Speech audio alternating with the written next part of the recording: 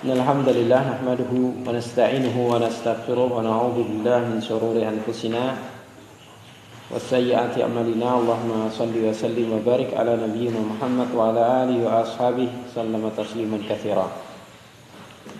Kembali melanjutkan membaca kitab Manhajus Salikin wa Tawdihul Fiqh Fiddin karangan beliau Syekh Abdurrahman bin Nasir As-Sa'di rahimahullah taala. Melanjutkan pembahasan Babul Hajri li falasin aw ghairihi. Bab tentang menahan atau menyita barang milik seseorang yang memiliki hutang atau tanggungan harta karena dia bangkrut. Ya, karena dia bangkrut aw ghairihi atau karena yang lain. Atau yang lainnya. Jadi sini ada dua ya. Ada namanya hajrul falas, ada hajar ghairihi. Nah, ghairihi ini diantaranya apa? Biasanya ulama memberikan contoh itu hajrul safih. Ya, menahan orang-orang yang kurang akalnya untuk memanfaatkan hartanya. Kenapa? Dikhawatirkan hartanya nanti habis. Maka walinya diperintahkan untuk menghajar. Dalam artian apa? Menahan hartanya untuk dikelola sebaik-baiknya. Ya, jadi disita di situ bukan karena untuk mengambil manfaat, bukan, tapi justru untuk nek bahasa Jawa itu meremakke. Ngerigenke, bukan dirigen tapi ngerigenke. Lah ya. Contohnya siapa, misalnya anak kecil yatim ya kan. Anak yatim yang dia ditinggali harta warisan yang banyak, tapi dia belum bisa mengelola harta itu. Maka walinya hendaknya menahan anak itu supaya tidak memanfaatkan hartanya semaunya. Karena yang namanya akalnya belum sampai, nanti dikhawatirkan apa? Digunakan untuk hal yang tidak baik atau dihambur-hamburkan sehingga nanti ketika dewasa ya kehidupannya susah. Atau orang yang safi apa? Yang kurang akalnya, misalnya apa? Ya kurang lah, ora patek genep bahasanya gitu ya. Bahasa kita kurang genep atau gurcah songo-songo. 99 itu kan biasanya. Kayak gurcah songo-songo kok. 100 ora genep. 100 kurang maksudnya apa? Ya dia itu kurang dari sisi akal, memang kurang. Walaupun sudah gede badannya, walaupun sudah balik, tapi dia memang akalnya kurang. Dia tidak bisa mengelola hartanya. Dia tidak tahu jual beli, ya kan? Maka hendaknya itu dikelola oleh walinya dengan sebaik-baiknya. Dan wali betul-betul menghalang-halangi orang tersebut untuk memanfaatkan harta semaunya. Karena dia safi, ya kan? Tidak mampu untuk mengelola dengan baik. Itu namanya hajrul safi gitu. Jadi ada hajrul falas, ada hajrul safi. Maka dikatakan babul hajri li falasin au ghairihi gitu kan. Jadi untuk manfaat orang lain atau untuk manfaat orang yang dihajar itu. Ya kan, li ghairihi itu maksudnya untuk manfaat orang yang dihajar. Contohnya apa? Hajrul safi tadi itu untuk dalam rangka justru manfaat kembali kepada siapa? Yang dihajar. Jelas ya? Adapun kalau li falas ini karena memang untuk diambil manfaat pihak lain. Ya. Dalam hal ini apa? Pihak-pihak penjamin atau yang berpiutang kepada orang yang memiliki barang tersebut. Ya. Mari sudah kita baca ya. Wa man lahul haqqu fa alaihi an yundhiral muqsira. Barang siapa yang berpiutang, ya berpiutang, lahul haq itu berarti apa? Berpiutang. Maka wajib baginya, fa'alaihi wajib baginya an yundhira untuk memberi kelapangan atau kelonggaran al-muqsir terhadap orang yang kesusahan. Artinya apa? Orang yang berhutang tersebut memang di waktu jatuh tempo memang belum bisa melunasi. maka dalam syariat dianjurkan untuk apa? Tetap memberikan tenggang, mengulur waktunya gitu. Ya, artinya apa? Pihak yang berpiutang dimotivasi oleh syar'i untuk apa? Untuk terus memberikan kelonggaran karena itu apa? Menjadi amal soleh buat dirinya. Menjadi ladang pahala untuk dirinya. Dengan dia meminjamkan, dengan dia apa? Menunda ataupun mengulur waktunya lagi, memberikan tempo lagi, memberikan kesempatan lagi, maka ya Pak menjadi tambahan pahala bagi dirinya. Dan syariat memberikan motivasi ke seorang untuk barangkali dari situ dia mendapatkan pahala yang banyak. Ya nek misalnya orang iso sedekah ya kan, ngutang wae lah itu sudah menjadikan pahala bagi dirinya. Seperti itu. Wan bagilahu juga selayaknya bagi dirinya siapa? Orang yang berpiutang an yuyasira untuk memberikan kemudahan alal musir kepada orang yang sudah longgar. Artinya apa? Orang yang berhutang pada dirinya itu sebenarnya sudah longgar itu, tapi artinya dia jangan sampai terus memberikan tekanan-tekanan gitu.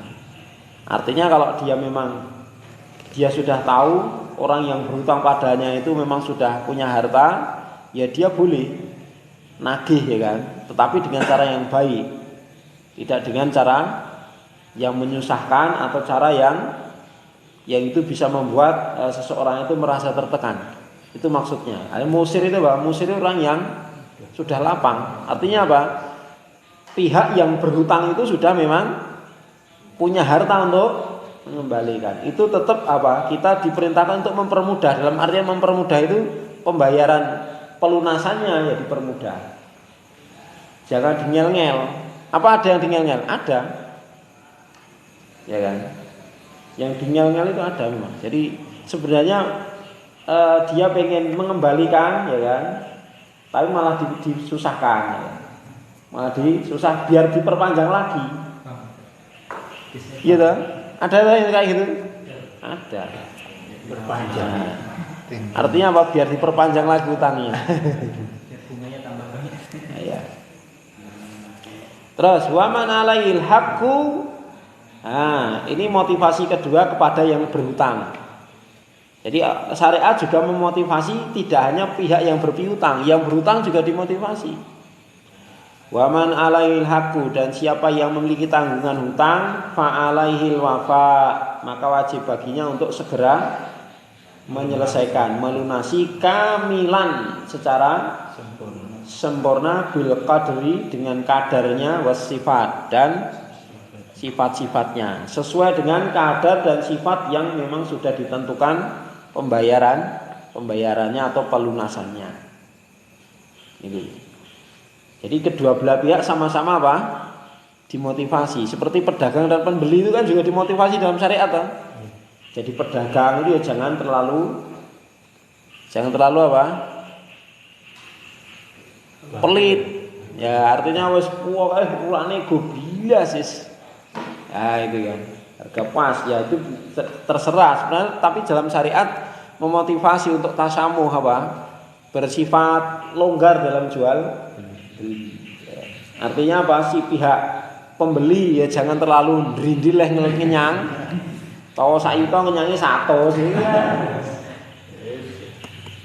Gedulanan ya kan. Tapi pihak penjual jangan terus terlalu jadi semuanya itu semua dimotivasi untuk saling apa? Saling berbuat baik gitu loh. Ya. Saling berbuat baik. Untuk penjual misalnya memang harga pas ya mungkin dikasih imbuh dikit apa, misalnya bakul ayam ya kasih ceker apa, Masya Allah itu sudah nambahi pelanggan itu. Harganya sama, timbangannya sama, tapi ada imbuhnya. Sekilo kasih ceker loro, seneng itu. Ya kan? Atau tambah aseme bakule. Masalah kan keramahan itu juga berpengaruh kan. Itu namanya tasamuh. Ya, bagi pembeli juga disyariatkan seperti itu. Misalnya apa? Jujul cek sewu pun mboten apa kangge jenengan. Nah, itu namanya juga tasamuh. Dalam jual beli disunahkan seperti itu. Ya. Itu bisa menumbuhkan rasa cinta. Ya, dalam hutang piutang juga seperti itu. Ya. Jadi untuk apa? Segera melunasi. Jadi kedua belah pihak sama-sama dimotivasi. Yang punya hutang ya berusaha sekuat tenaga untuk segera melunasi sesuai kemampuannya dan tidak bermudah-mudahan untuk apa itu melenjani janji. Artinya sebenarnya dia sudah mampu, sudah jatuh tempo dan memang yang punya itu sudah kayaknya sudah memang membutuhkan itu kan. Ya segera kita lunasi itu. Kalau memang belum bisa ya minta apa? Minta ya kelonggaran lagi lah dan ada ucapan yang baik itu loh. Ya, tidak terus menjadi misterius. Ya kan? Apa? Jatuh tempo dicari orangnya enggak ada. Menjadi orang sakti. Ya kan? Sampai ada itu apa? Parodi kan? Apa? Sehebat-hebatnya apa itu? Ya? Jadi orang itu kalau apa itu punya hutang itu bisa menjadi orang yang sakti. Kenapa? Bisa ngilang. Ya kan? Dan Masya Allah itu madorotnya besar sekali ketika orang itu tidak sama-sama tasamuh gitu ya. Ya, pihak yang berpiutang juga tidak memberikan kelonggaran, kemudian yang berhutang juga pura-pura nggak tahu ya kan. Kalau ketemu nyingkur, ya kan?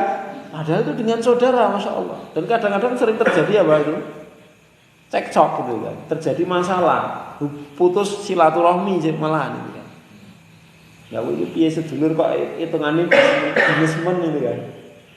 Dijine sedulur kok ekor ditagehi wae ya gitu.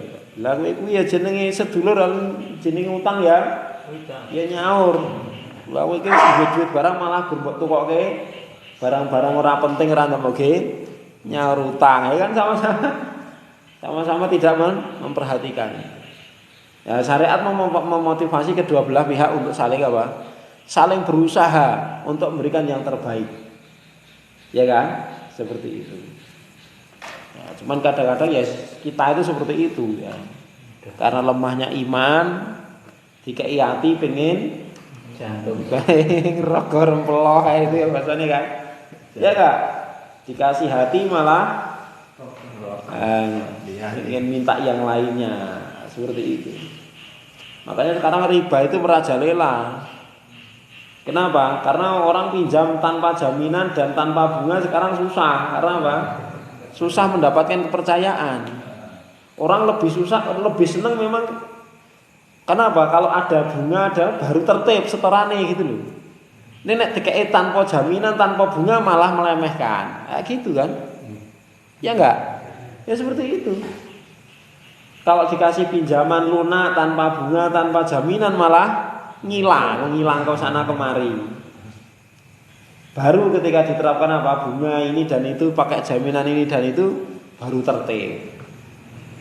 Nah, itulah yang menyebabkan apa justru maraknya apa terjadi praktek ribawi. Ya seperti itu. Maka kita berlindung kepada Allah Subhanahu wa taala. Maka Rasulullah SAW menyampaikan sebuah hadis matlul ghaniyyi dzulmun. Orang yang berkucukan kok matlunnya apa?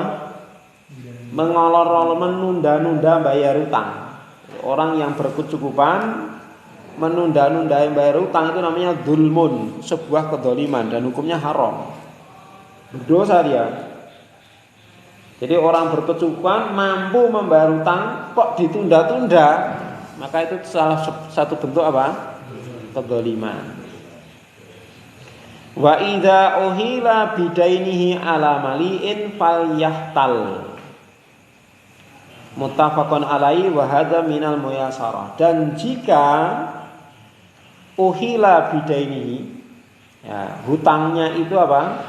Dialihkan ke pihak lain yang dia mali itu keterangannya para ulama nanti ada 3 dia dijelaskan di situ. Mali itu orang yang mampu maka fal yaftal, maka hendaknya dia mengalihkan hutang itu. Maksudnya ini sebenarnya ada pembahasan khusus namanya pembahasan khiwalah. Sigotnya gini, surahnya gini. Si A sama B, A berutang sama si B, B berutang sama si C. Paham enggak? Jadi ada si A, B, C. A berutang sama si B, B berutang sama si C. Lah si A nagih si B ngomong, saya punya piutang sama si C. Gimana kalau kamu nagih sama si C saja? Ya, itu boleh seperti itu. Namanya hiwalah namanya. Ya, atau ihalah. Jelas. Jadi mengalihkan hutang kepada pihak lain yang dia memiliki hutang dengan dirinya. Si B kan punya hutang sama si A loh, tapi dia punya piutang dengan si C. Maka dia mengalihkan si A. Nanti kalau jatuh tempo nanti kamu bisa nagih sama si C. Saya sudah ngomong sama dia. Pokoknya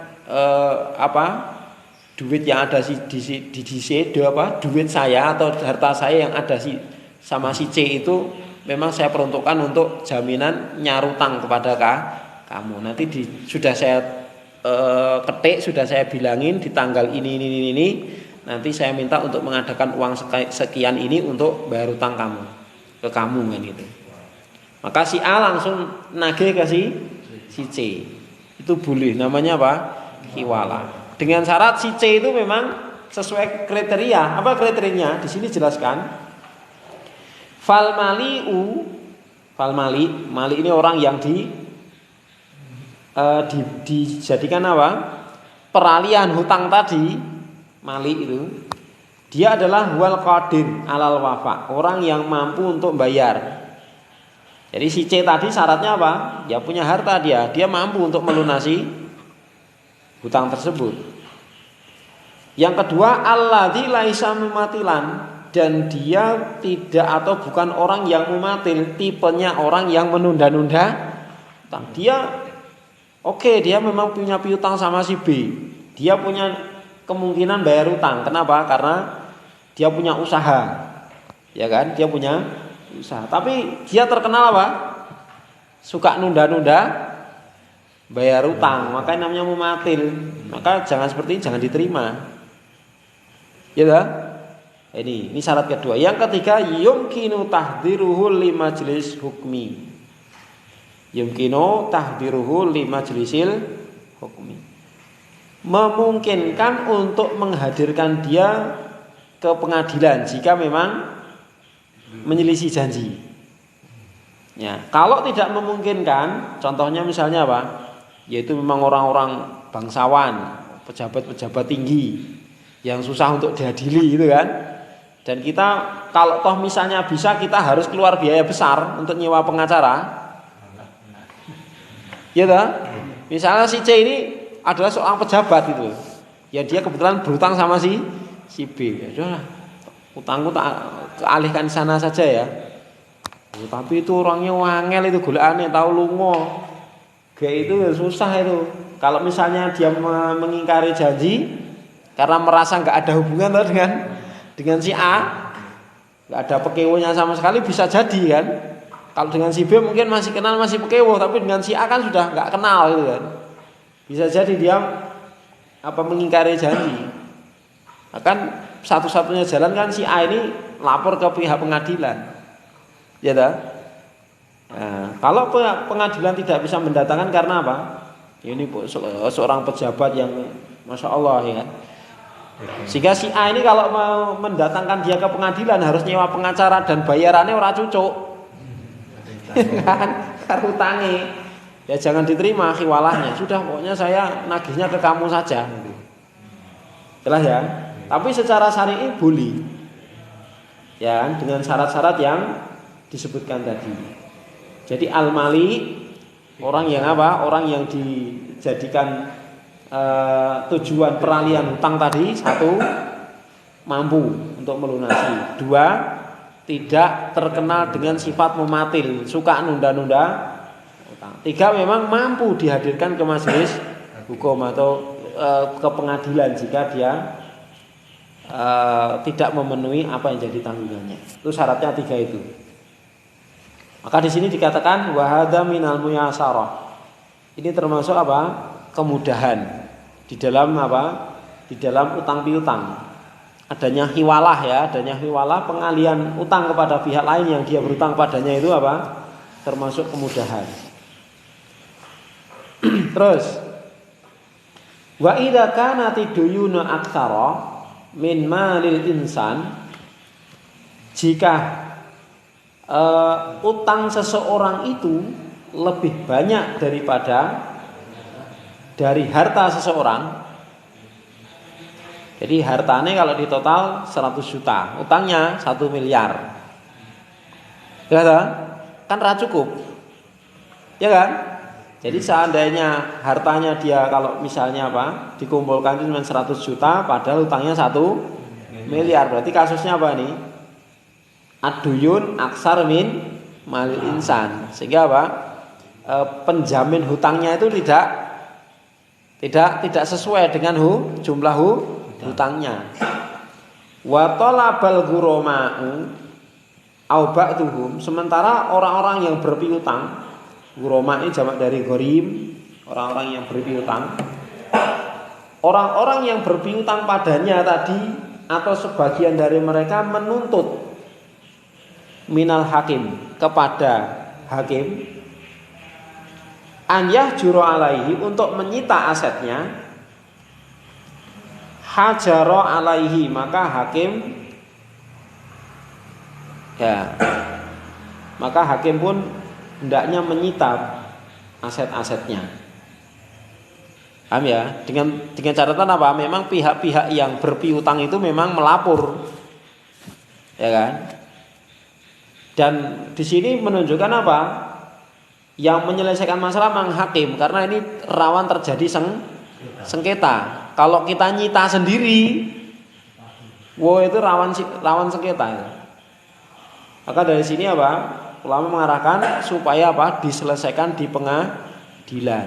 Karena itu apa? Ranahnya penguasa gitu kan. Kecuali kalau kecil kan, nilainya cuman kecil.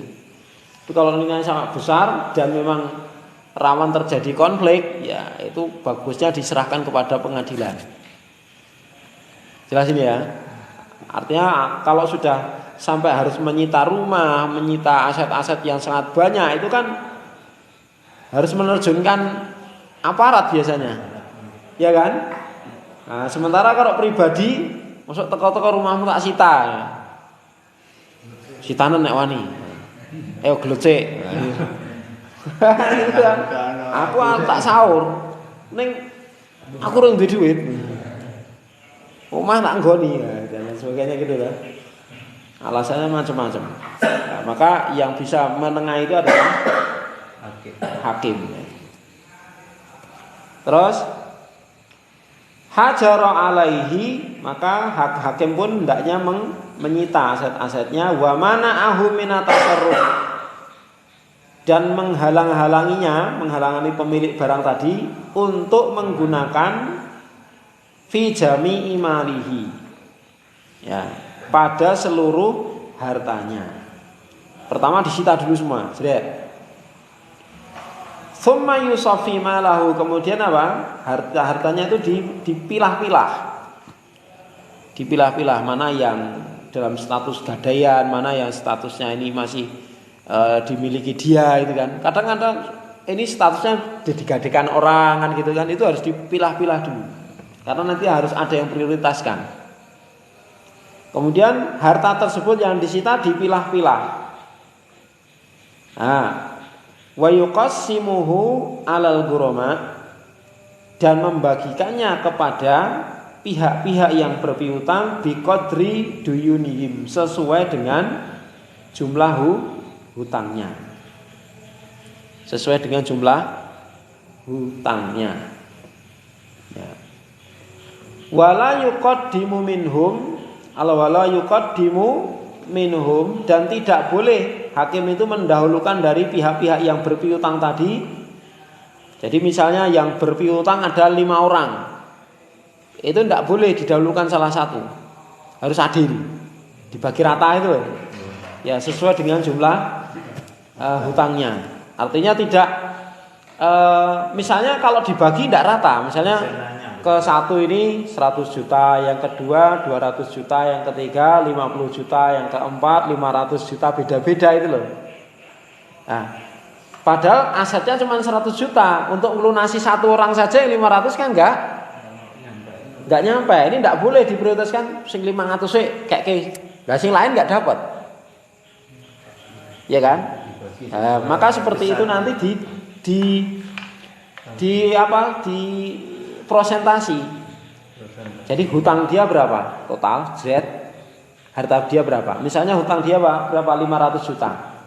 Hartanya cuma 100 juta. Berarti kan 1 banding 5 itu. Ya kan? 1 banding 5. Sehingga nanti harta yang dijual itu dibagi 5 dulu. Kan? Bagi 5. Berarti per 5 kan 20 juta ya. 20. Nah, tinggal nanti dari 500 juta itu dibagi, si A berapa? 100. Berarti kan dia dapat 20% toh? Nah, gitu.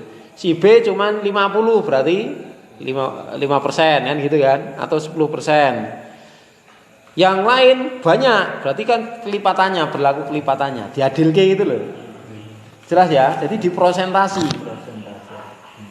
Jelas, tidak terus dibioke satu dulu, misalnya apa? Wong nggih lunasi kae siji-siji.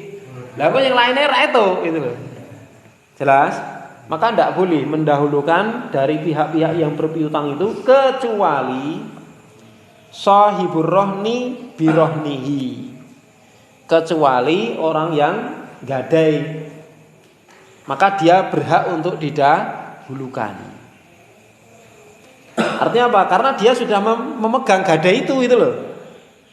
Jelas. Jadi di antara misalnya ya, di antara 100 juta harta dia itu ada satu mobil yang dia gadaikan. Nilainya misalnya 30 juta mobilnya ya. Dia berutang pada si A. Si A ini cuman punya hutang 20 juta atau 30 juta ya kan, senilai dengan mobilnya. Nah, ketika sudah disita, sudah dijual, ternyata laku semua baik mobil dan sebagainya 100 juta. Maka yang 30 juta penjualan mobil ini berhak disaurke kepada yang penggadai ini. Semuanya sampai lunas. Jelas? Nah, kalau misalnya dijual kok lakunya rendah dan masih belum lunas, berarti nanti sisa hutangnya baru ikut yang dibagi tadi secara presentasi. Jelas? Jadi kalau ada misalnya si A berhutang kepada beberapa orang, ada yang pakai jaminan gadai, ada yang enggak, gitu kan? Maka yang pakai jaminan ini diprioritaskan. Jelas ya? Tapi kalau enggak ada jaminan berarti hukum pukul rata, presentasi. Jelas ini? Itu maksudnya seperti itu. Wa qala sallallahu alaihi wasallam, Rasulullah bersabda, man adraka malahu inda rajulin qad aflasa fa huwa ahaqqu bihi min ghairihi. Barang siapa yang menjumpai atau mendapatkan hartanya ada pada seseorang yang dia telah bangkrut, maka dia paling berhak dari harta tersebut. Ini dalil yang digunakan untuk mendahulukan pihak yang menggadai tadi. Nah, contohnya misalnya kasus gini, ini bukan gadai contohnya. Misalnya ada seseorang dia ngambil barang. Saya ngambil barang misalnya si A ngambil barang pada si B, ngambil 2 mobil misalnya, dua mobil, masing-masing seharga 100 juta, baru di DP berapa? 10. Berarti kan masih kurang 90. Udah diambil dan ini mau dijual lagi. Yang satu udah laku, ya kan? Yang satu sudah laku, yang satu belum laku dan dia bangkrut usahanya. Dia kan bisnis jual beli mobil kan. Ternyata yang satu ini belum laku sudah bangkrut. Dan ternyata dia punya utang dengan beberapa orang. Maka satu mobil ini siapa yang lebih berhak? Siapa yang lebih berhak? Walaupun dia bukan gadai statusnya, siapa yang lebih berhak? Ya ini yang punya mobil pertama. Jadi mobil ini setelah disita kan ada pihak beberapa yang lapor si A bangkrut. Padahal dia punya utang si B 2 mobil tadi kan.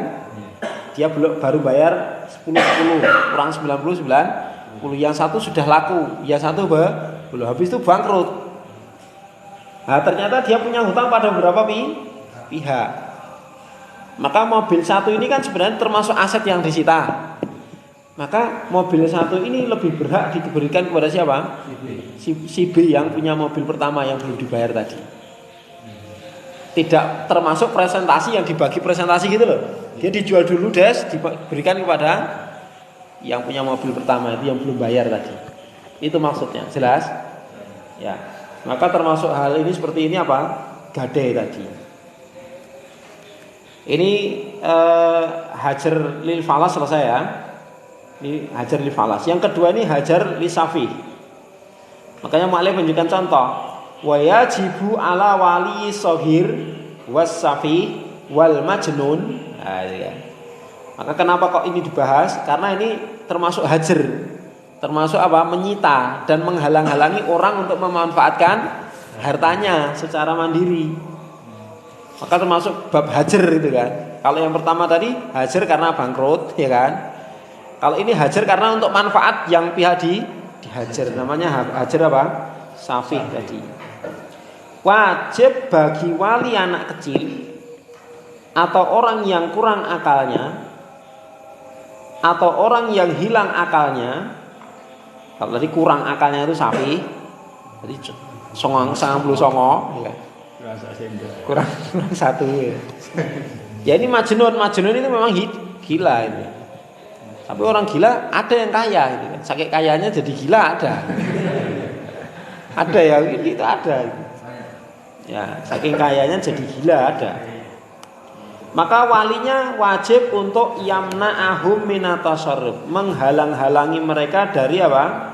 Mengelola atau memanfaatkan fi malihim, harta mereka. Alladzi yaduruhum, yang itu akan justru membahayakan mereka sendiri. Ya. Misalnya baru anak kecil terus beli HP Android atau HP yang Apple atau yang Masya Allah apa itu iPhone, terus dibawa nge-game kemana-mana, ya. Di duit ya kan. Tidak boleh, ini harus dicegah oleh walinya. Ya, itu nanti akan merusak dirinya dan membahayakan keselamatannya. Atau anak kecil yatim, apa itu putri misalnya, terus apa pengen beli perhiasan ini dan itu dipakai kemana-mana, ini kan memudaratkan. Ini tidak boleh. Apa dasarnya? Dasarnya firman Allah Ta'ala di surat An-Nisa ayat 5, wala tusufaha'a amwalakum. Dan jangan kalian berikan kepada orang-orang yang kurang akalnya. Sufaha jamak dari apa? Safi. Amwalakum, harta-harta kalian. Di sini apa? Ini maksudnya bukan harta kita, bukan. Harta-harta mereka yang kalian kelola, maksudnya gitu. Jangan kalian berikan kepada mereka harta-harta mereka yang kalian kelola, allati ja'alallahu lakum qiyama, yang telah Allah jadikan untuk kalian sebagai apa? Penopang kebutuhan pokoknya orang yang safih kurang akalnya tadi. Ya.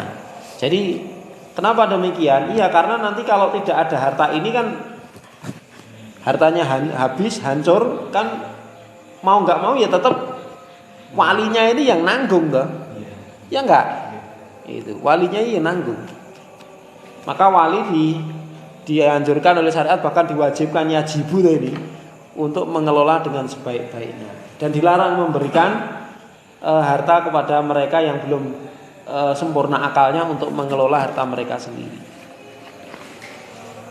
Terus wa alaihi an la yuqarriba malahum, dan wajib baginya, bagi wali, untuk tidak mendekati hartanya. Artinya apa? Mendekati itu memanfaatkannya. Ya, berarti ya aksan apa? Didiamkan, ditabung dan lain sebagainya. Illa billati hiya asan, kecuali dengan cara yang lebih baik. Apa itu? Min hifdhihi, untuk dijaga. atau tasarrufi nafi' lahum, atau digunakan untuk perkara yang bermanfaat untuk dirinya, untuk pendidikan dia, ya kebutuhan dia dan lain sebagainya. Wa sarfi alaihim minhu ma yahtajuna ilaihim, atau menggunakan untuk kebutuhan mereka sesuai dengan kebutuhan anak-anak tadi. Itu. Atau apa? Atau ingin dikembangkan, diinvestasikan. Nah, ini bagus. Artinya memang di sini apa? Bagi wali tidak diperbolehkan untuk memanfaatkan untuk kepentingannya sendiri, kecuali ya kan. Ya, kecuali memang itu ibaratnya seperti upah ngelola anak itu gitu loh. Maka dijelaskan di akhir ini. Wa waliyuhum, dan walinya adalah abuhum ar-rasyid. Ya, bapak mereka yang rasyid. Ya, wali mereka secara asal adalah bapak kalau bapaknya ada. Mungkin saja kan? Mungkin saja. Jadi tidak mesti anak yang dihajar itu anak yatim. Kalau yatim kan jelas gak punya bapak. Ya. Jadi wali mereka adalah abuhum ar-rasyid. Adalah bapak mereka, baik bapak secara nasab atau bapak yang ada kerabat dengan ayahnya asli gitu. Paman dan lain sebagainya. Yang rasyid, yang apa? Yang lempeng, ora kok yang seleweng gitu loh. Kan ada orang itu yang sebenarnya apa? Yaitu orang tuanya tapi malah memanfaatkan harta anaknya itu. Ya, memanfaatkan hartanya. Yang rasyid itu memang orangnya terkenal lurus.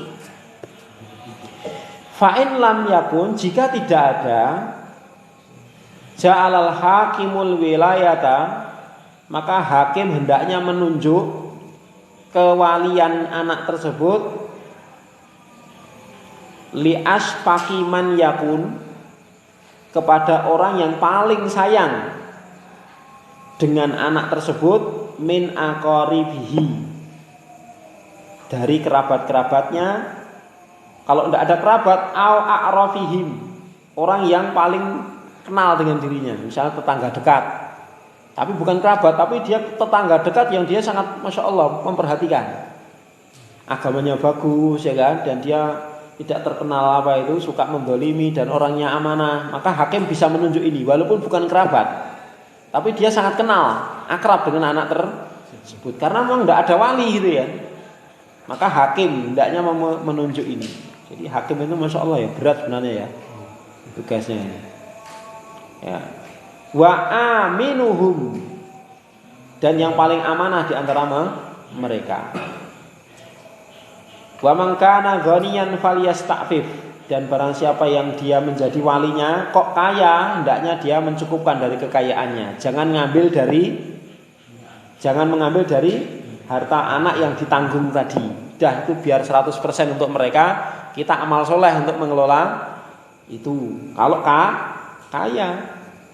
Wa man kana fakiron, kalau yang ditunjuk jadi walinya ternyata fakir, falyakul bil ma'ruf, maka dia boleh memanfaatkan dengan cara yang baik. Apa yang maksudnya yang baik? Wa huwa aqal, yaitu sedikit sekali, paling sedikit. Artinya apa? Sesuai kebutuhan pun kebutuhan yang paling sedikit gitu loh.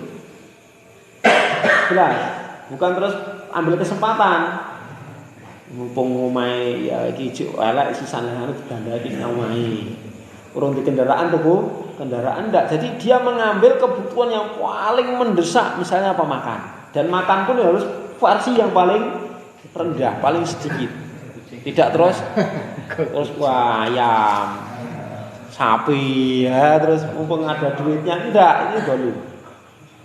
Jadi kalau pihak wali yang ditunjuk atau yang mengelola harta anak tadi, dia memang dari kalangan fakir, tapi dia teramanah itu kan, maka tidak boleh memakan kecuali apa? Boleh mengambil dengan syarat apa? Akal, paling sedikit. Ya, artinya apa? Di sini disebutkan al-akal min ujrati mislihi au kifayatihi, lebih sedikit dari upah kalau dia mengelola anak itu. Misalnya apa? Kalau dia kelola misalnya bayarnya sedino 1.000 misalnya, maka tidak boleh ngambil 100.000, harus lebih dikit dari itu. Ya dah. Au kifayati, atau dari kecukupan dia, misalnya kebutuhan dia itu dalam sehari 100.000, maka tidak boleh. Apa itu? Dia mengambil 100.000 per hari, tidak boleh. Nah, secukupnya lah, aku cukupku sebenarnya 100.000 lah, gitu, tuku pulsa, sama anakku, tuku bensin, wah lah nek arisan, RT-nan, lah semua diambilkan dari situ ya banyak sekali, tidak boleh. Jadi harus lebih sedikit dari apa itu kebutuhan pokok dia. Jelas ya? Itu maksudnya ma'ruf. Ya. Dengan demikian selesai babul hajar li falasin au ghairihi. Ya, wallahu alam bisawab. Ya, ada masuk salat Isya ya. Berikutnya insyaallah kita masuk bab suruh. Ya, insyaallah di pertemuan yang akan datang. Kita cukupkan. Sallallahu alaihi Muhammad walhamdulillahirabbil alamin. Assalamualaikum warahmatullahi wabarakatuh.